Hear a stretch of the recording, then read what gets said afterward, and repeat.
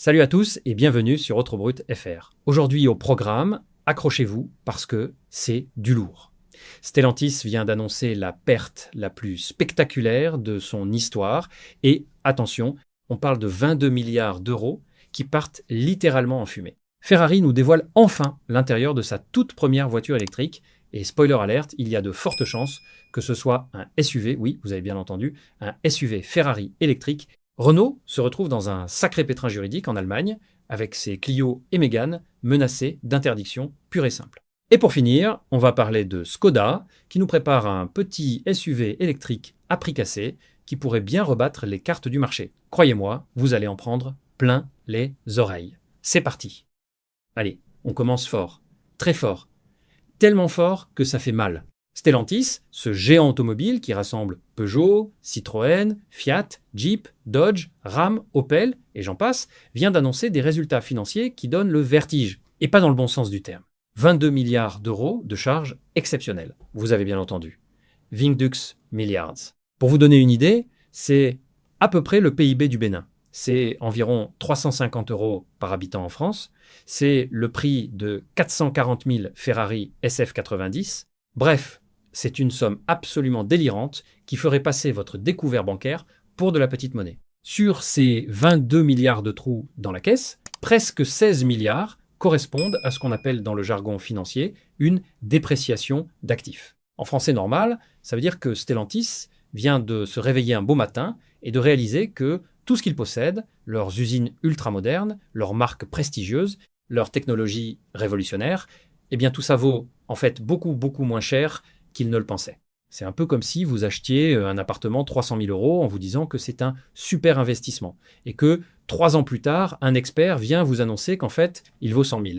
Aïe, très aïe. La conséquence pour les actionnaires, c'est carrément la double peine, mes amis. Non seulement l'action Stellantis a plongé de 26% vendredi dernier à l'annonce de ces chiffres catastrophiques, ce qui représente environ 10 milliards d'euros de valeur boursière qui s'évaporent en une journée, comme ça, pouf, mais en plus, et c'est là que ça fait vraiment mal, pas un seul centime de dividende pour 2025. Zéro. Nada.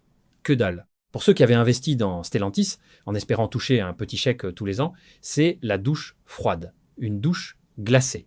Genre douche écossaise en plein mois de janvier dans les Alpes. Mais alors, comment est-ce qu'un mastodonte pareil a pu faire une sortie de route aussi spectaculaire? Comment un groupe qui vend des millions de voitures par an peut se retrouver dans une situation pareille? Eh bien, le nouveau grand patron, un certain Antonio Filosa, qui a remplacé le célèbre Carlos Tavares il y a quelques mois, a une explication. Et attention, c'est du lourd. C'est presque un tacle des deux pieds sur son prédécesseur. En gros, Filosa nous dit que l'ancienne direction avait les yeux plus gros que le ventre concernant la transition électrique. Ils ont littéralement misé toute la boutique, tout leur budget, toute leur stratégie sur le 100% électrique, en partant du principe que les consommateurs allaient se jeter dessus comme des affamés sur un buffet à volonté. Sauf que non, le client moyen, lui, il n'avait pas forcément le portefeuille pour suivre cette transition à marche forcée. Parce que, bon, une voiture électrique, même avec les aides de l'État, ça reste généralement plus cher qu'une thermique équivalente. Et puis il y a toute l'angoisse de l'autonomie, le manque de bornes de recharge dans certaines régions, le temps de charge qui reste plus long qu'un plein d'essence. Résultat des courses. Stellantis s'est retrouvé avec des usines calibrées pour produire des électriques en masse, mais face à une demande qui n'a pas suivi leurs prévisions délirantes. Et concernant la partie thermique, oh là là, n'en parlons même pas. Le fameux moteur PureTech, vous savez, celui qui était censé être une révolution technologique, a littéralement explosé en plein vol. Et je ne parle pas au sens figuré, ces moteurs avaient tendance à avoir des problèmes de fiabilité assez, spectaculaires, courroie de distribution qui lâche prématurément, consommation d'huile excessive, problème de carburation. Ça a tiré à bout portant sur la réputation du groupe. Les forums automobiles se sont remplis de témoignages catastrophiques, les garagistes ont levé les yeux au ciel, les clients ont fui. Sans même parler du scandale des airbags Takata, qui continue de plomber l'image du groupe, avec des millions de rappels à gérer. Et puis, il y a eu des décisions stratégiques qu'on peut qualifier de discutables. Des politiques de prix parfois incompréhensibles, avec des voitures vendues trop chères pour ce qu'elles proposaient, des gammes qui manquaient de cohérence, des lancements ratés, ajoutez à ça des facteurs externes.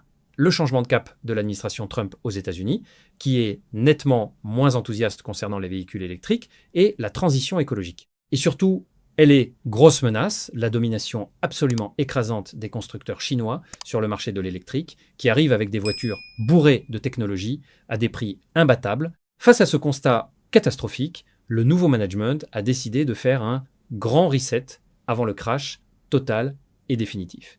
Ils appuient sur le frein à main très fort. Leur plan, ralentir drastiquement sur le 100% électrique, relancer des bons gros moteurs vuits bien gourmands pour faire plaisir aux Américains et aux amateurs de muscle-car, revoir absolument tout le plan, produit de A à Z. Redonner une vraie identité à toutes les marques du groupe, parce que entre nous, qui peut encore faire la différence entre une Opel, une Peugeot et une Citroën aujourd'hui? Et puis, remplacer ces maudits moteurs PureTech par la nouvelle génération Firefly, en croisant les doigts pour qu'ils soient plus fiables. Bref, il y a du pain sur la planche. Du très gros pain, genre baguette tradition de 3 mètres. Mais voilà.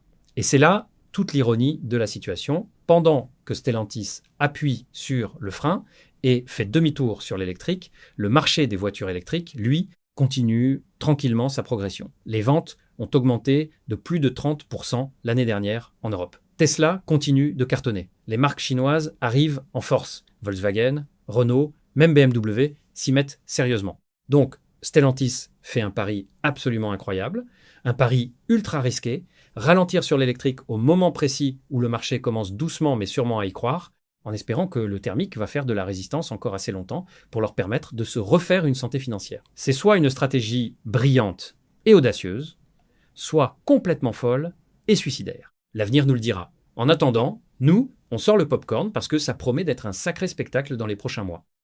Bon, on change complètement d'ambiance, on passe du naufrage financier au rêve automobile. Enfin, un rêve qui risque de faire grincer des dents. Ferrari. Ce nom seul fait rêver. Ça sent l'essence à haut indice d'octane, le cuir italien chauffé au soleil de Maranello, les moteurs V12 qui hurlent à 9000 tours, et accessoirement, une légère pointe de panique quand vous voyez le prix de l'entretien et que vous réalisez qu'une vidange vous coûte plus cher qu'un week-end aux Maldives. Mais voilà. Même Ferrari, la marque au cheval cabré, le temple de la performance thermique, le dernier bastion du moteur à combustion, se met au vert, ou plutôt au rouge électrique. Ils nous préparent, depuis plusieurs années, leur toute première supercar 100% électrique. Et aujourd'hui, après des années de teasing, de rumeurs, de photos espionnes floues, la marque a enfin décidé de lever un coin du voile. Pas tout le voile, hein, juste un coin. Histoire de faire monter la sauce, ils ont dévoilé 2 choses cruciales. Le nom et l'intérieur de la bête. Et ça risque de choquer les puristes. Genre vraiment, parlons d'abord du nom. Ils l'ont baptisé la Luce. Luce, ça veut dire lumière en italien. C'est poétique, c'est évocateur, c'est chelou pour une Ferrari, non? On est habitué à des noms comme la Ferrari, F40, 458, Testarossa, des noms qui claquent, qui ont du punch. Luce, c'est un peu comme si Lamborghini avait appelé leur nouvelle supercar la bougie. Mais bon, passons. Avant même de nous montrer à quoi ressemble la bête de l'extérieur, ça, ce sera pour le mois de mai prochain. Ils nous font languir jusqu'au bout. Ferrari a décidé de nous balancer des images de l'habitacle. Et là, accrochez-vous, c'est du grand art, du très grand art, ou du grand n'importe quoi, selon votre point de vue. On aurait pu s'attendre à un festival d'écran tactile, un iPad géant en guise de tableau de bord, le genre de truc ultra minimaliste à la Tesla où vous devez naviguer dans 47 sous-menus pour régler la température de la clim, le genre de tableau de bord qui vous demande une mise à jour système avant même de pouvoir démarrer la voiture. Eh bien, oui et non. Parce que Ferrari a confié le design de l'intérieur à nul autre que Jony Ive. Le Jony Ive, l'ancien pape du design chez Apple. Celui à qui on doit l'iPhone, l'iPad, le MacBook, le mec qui a révolutionné le design technologique pendant 2 décennies. Et ce génie de la tablette tactile, cet apôtre du minimalisme, cet homme qui a passé sa vie à supprimer les boutons, a décidé, pour une Ferrari, de mettre des boutons, des vrais boutons. Des bons vieux boutons physiques qui font clic quand on appuie dessus. Des interrupteurs old school, c'est comme si Gordon Ramsay décidait soudainement d'ouvrir un McDonald's. Ça n'a aucun sens. Et pourtant, c'est génial. Ils ont même poussé le délire jusqu'à mettre un interrupteur de launch control au plafond, comme dans un avion de chasse size, vous imaginez. Vous êtes au feu rouge, vous regardez en l'air comme un pilote de Top Gun, vous basculez votre petit interrupteur et bam, vous décollez comme une fusée Ariane. Les autres conducteurs doivent se demander ce qui leur arrive. Le volant, alors là c'est une petite œuvre d'art, fin, élégant, en aluminium usiné, magnifique. Ça donne envie de le caresser. C'est limite sensuel. Mais là où ça devient vraiment intéressant, ou complètement absurde, rayer la mention inutile, c'est derrière le volant, au niveau du tableau de bord. Là où la folie technologique moderne refait surface. Ils ont superposé 2 écrans OLED ultra fins, pour créer un effet de profondeur, pour donner une impression de 3D, pour imiter les compteurs analogiques d'antan. Vous saisissez l'ironie absolue de la situation? Ils ont utilisé la technologie d'affichage la plus avancée au monde, des écrans qui coûtent probablement plus cher que votre voiture, pour recréer artificiellement ce qui existe naturellement depuis un siècle. C'est comme inventer une machine à voyager dans le temps ultra sophistiqué pour aller voir comment vous avez préparé vos coquillettes au jambon hier soir. Brillant et parfaitement inutile. Mais tellement Ferrari dans l'esprit. Bon, passons maintenant aux choses vraiment sérieuses. La puissance. Parce qu'une Ferrari, ça doit aller vite, très vite, ridiculement vite. Et Ferrari n'a clairement pas fait les choses à moitié. C'est pas une voiture, c'est une centrale nucléaire portable, c'est un éclair en conserve, c'est la colère de Zeus transformée en automobile. 4 moteurs électriques, une pour chaque roue, transmission intégrale ultime, puissance totale annoncée, plus de 1000 chevaux. 1000 chevaux.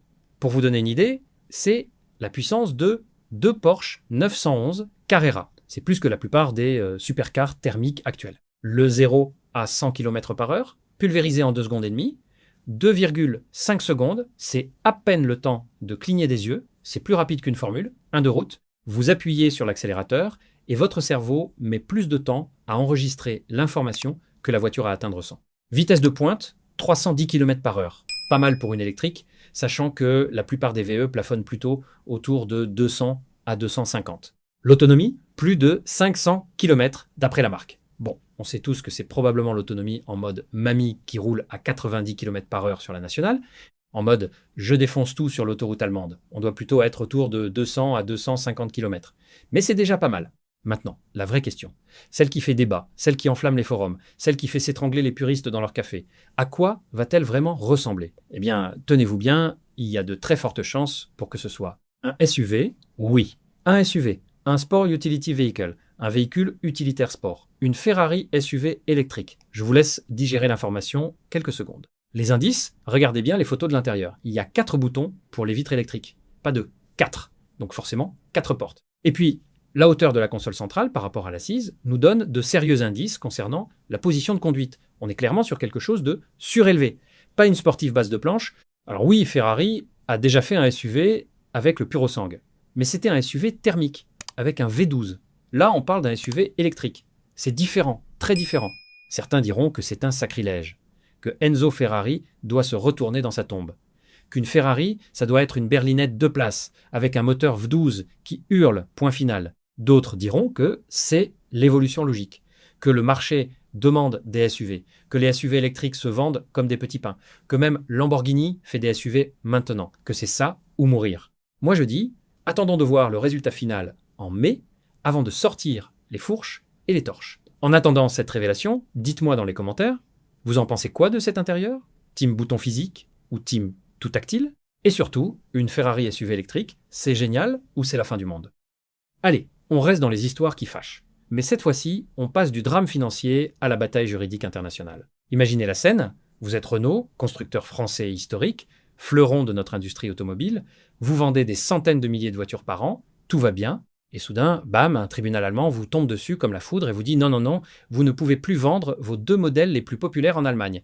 Interdit, verboten, finito, cauchemar non? Eh bien c'est exactement ce qui est en train d'arriver à Renault en ce moment même. 2 des voitures françaises les plus emblématiques, les plus vendues, les plus connues, la Renault Clio et la Mégane électrique, se voient potentiellement interdites à la vente en Allemagne suite à une décision de justice qui a l'effet d'une bombe atomique. Non, ce n'est pas le début d'une mauvaise blague, ce n'est pas un sketch des Guignols. C'est le verdict bien réel d'un tribunal de Munich qui plonge Renault dans une situation absolument cauchemardesque. Et le plus fou dans cette histoire, c'est qu'au cœur de cette affaire, on ne trouve pas un problème de moteur défaillant, pas un souci de sécurité, pas une question d'émissions polluantes truquées à la Volkswagen.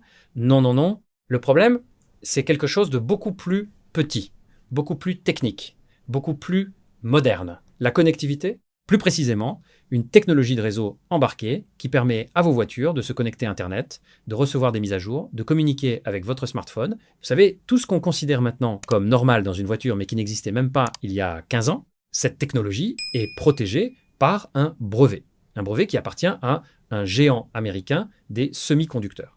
Broadcom. Une entreprise que vous ne connaissez probablement pas, mais qui fabrique des puces électroniques qu'on retrouve absolument partout. Selon la justice allemande, et c'est là que ça devient salé, Renault aurait utilisé cette technologie dans les systèmes de navigation de ses Clio et dans la télématique de ses Mégane électriques sans disposer des licences nécessaires, sans avoir payé les royalties, sans avoir demandé la permission. En gros, Renault a pioché dans le pot de confiture de Broadcom sans demander l'autorisation au propriétaire du pot. C'est un peu comme si vous utilisiez une photo Getty Images dans votre vidéo YouTube sans payer les droits. L'artiste, ou dans ce cas Broadcom, risque de ne pas apprécier. Et c'est peu dire. Broadcom a donc traîné Renault devant les tribunaux allemands, et le tribunal a tranché.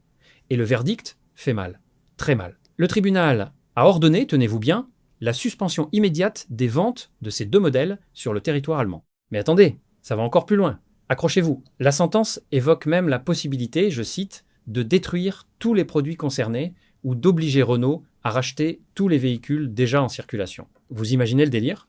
Des dizaines, voire des centaines de milliers de Clio et de Mégane qui circulent tranquillement en Allemagne, et soudain il faudrait soit les détruire, soit que Renault les rachète à leurs propriétaires. C'est du jamais vu. C'est complètement dingue. Heureusement pour Renault, et c'est là le petit twist qui change tout, cette décision n'est pas encore exécutoire. Pour qu'elle devienne effective, pour qu'elle soit réellement appliquée, la justice allemande exige que Broadcom dépose une caution, et pas n'importe quelle caution. Une caution de 65 millions d'euros. 65 millions. Une somme absolument considérable qui agit comme une sorte de garantie, de filet de sécurité. L'idée, c'est que si finalement Broadcom perd en appel et que le tribunal reconnaît qu'ils ont eu tort, ces 65 millions serviront à dédommager Renault pour tous les préjudices subis pendant l'interdiction. Tant que cet argent n'est pas sur la table, tant que Broadcom ne sort pas son chéquier géant, les Clio et Mégane peuvent continuer à être vendus tranquillement en Allemagne, comme si de rien n'était. Et là, beaucoup d'observateurs, des avocats spécialisés, des analystes de l'industrie, des journalistes qui suivent ces affaires depuis des années, se disent que Broadcom ne va probablement jamais mettre 65 millions sur la table. Pourquoi ? Parce que le but de toute cette manœuvre, c'est probablement de mettre la pression sur Renault, de les forcer à négocier. De les amener à la table des discussions avec un gros bâton au-dessus de la tête, c'est une tactique courante dans ce genre de litige entre géants industriels. On brandit la menace ultime, l'interdiction de vente, pour forcer l'adversaire à accepter un accord financier amiable. Payez-nous X millions en royalties et on oublie tout. De son côté, Renault ne s'est évidemment pas laissé faire. Ils ne sont pas restés les bras croisés à regarder le train arriver. Le groupe a immédiatement fait appel de la décision. Et pas qu'un peu. Ils ont lancé une contre-offensive juridique en règle. Ils ont même lancé 2 actions en justice distinctes pour tenter de faire annuler purement et simplement le brevet de Broadcom, estimant qu'ils ont de solides arguments juridiques pour prouver que ce brevet ne devrait même pas exister. La bataille juridique ne fait donc que commencer. On en est au premier round d'un combat qui va probablement durer des années et coûter des dizaines de millions d'euros en frais d'avocat des deux côtés. Mais pour Renault, l'enjeu est absolument colossal, gigantesque, stratosphérique. Pourquoi ? Parce que l'Allemagne, c'est pas n'importe quel marché. C'est le plus grand marché automobile d'Europe. C'est là que les Allemands achètent religieusement leur BMW, Mercedes et Volkswagen.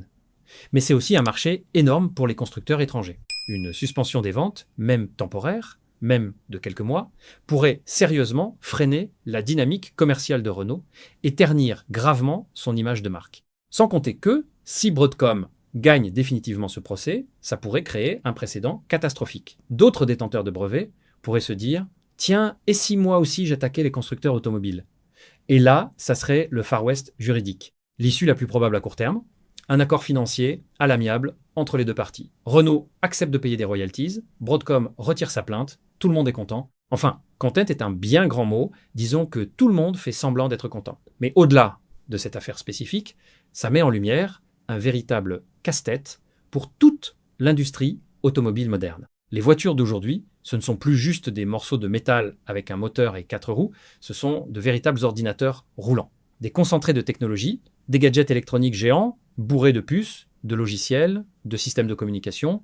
Et toute cette technologie est protégée par des milliers et des milliers de brevets appartenant à des dizaines d'entreprises différentes. Des géants de la tech américain, des fabricants de puces coréens, des spécialistes du logiciel européen. S'assurer d'avoir toutes les licences nécessaires pour toutes ces technologies, c'est devenu un véritable champ de mine juridique. Une nightmare administratif et, visiblement, même un groupe comme Renault peut se faire avoir, affaire à suivre de très près dans les prochains mois. Bon, après tous ces drames, ces scandales, ces batailles juridiques et ces pertes astronomiques, on va finir sur quelque chose de plus raisonnable, de plus terre, de plus Skoda quoi. Parlons de Skoda. La marque automobile tchèque, pour les gens qui considèrent qu'un Tupperware est un objet de désir, la marque pour ceux qui trouvent que l'excitation c'est surfait, la marque pour les gens qui veulent juste une voiture qui marche, point final. Leurs voitures sont pratiques, intelligentes, fiables, bourrées de rangements astucieux et à peu près aussi excitantes qu'un documentaire d'Arte sur la fabrication du béton à 20 Roche un mardi soir. Et pourtant, on les aime bien chez Skoda. Parce qu'ils font pas semblant. Ils savent ce qu'ils sont. Ils assument complètement. Et maintenant, ils nous sortent un nouveau SUV électrique baptisé Epic, avec un Q à la fin. Parce que pourquoi faire simple quand on peut faire compliqué? Pour l'instant, la voiture se balade encore sous un camouflage psychédélique.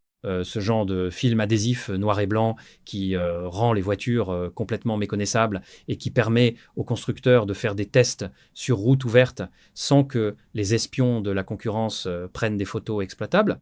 Mais en dessous de ce camouflage, on sait déjà pas mal de choses. Et ça se cache une vérité très simple. C'est une petite voiture qui veut se rendre pratique avant tout. Un crossover urbain, comme on dit poliment dans le jargon automobile, un SUV compact pour la ville, 4 mètres 20 de long, c'est à peu près la taille d'une Peugeot 2008 ou d'une Renault Captur. Pas énorme donc.